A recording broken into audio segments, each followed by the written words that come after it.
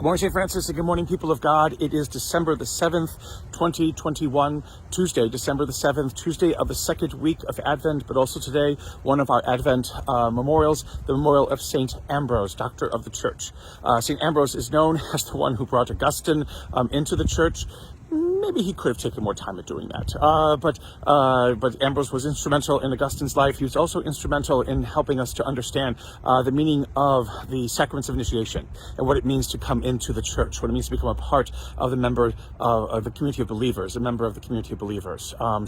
Remember Ambrose this day, again, 5th century, 5th century, 400s, no, actually 500s, 6th century, Doctor of the Church. Remember him, remember all those who study, all those who work within the RCIA process within our church, bringing people who inquire into what it means to be a person of faith, a person of a community of faith, all through the passages and stages of the RCIA to the wonderful sacraments of initiation of the Easter Vigil.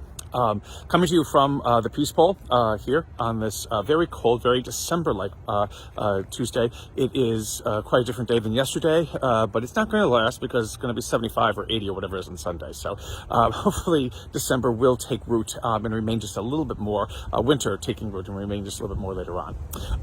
The readings for today, there are special readings for Ambrose, but the readings for Advent are more appropriate. And so the Advent readings again continue with Isaiah offering the great passage about God giving comfort to God's people. Again, Handel's Messiah making this a wonderful aria that Handel wrote. The idea of God who gives comfort to people who are burdened, to people who are weighed down, to people who have made mistakes and don't know how to get out of them, people who have lost their way, being in the necessity of being brought home again. Again, this is the God of Advent. This is the God who gives us the great joy of the Christmas season.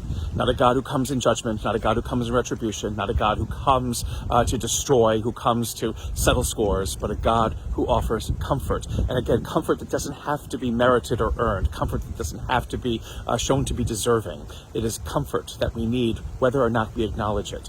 And it is the God of Christ, is God of Jesus Christ, is the God of Israel who comes to bring that comfort to us.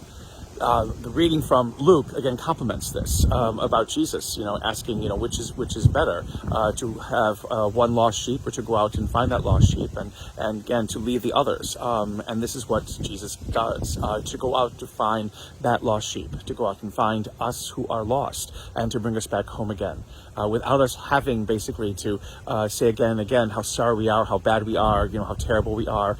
It is a God who just basically reaches out to us. The wonderful thing about Advent is that it shows us again and again that God takes the initiative.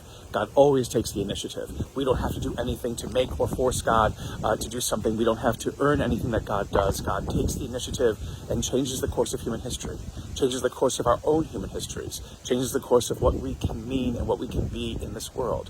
To believe in that kind of God is the challenge that Advent sets before us. A God who offers comfort, a God who comes to seek us out, a God who comes that we might have life and have it to its fullest. And may the Lord give you his peace.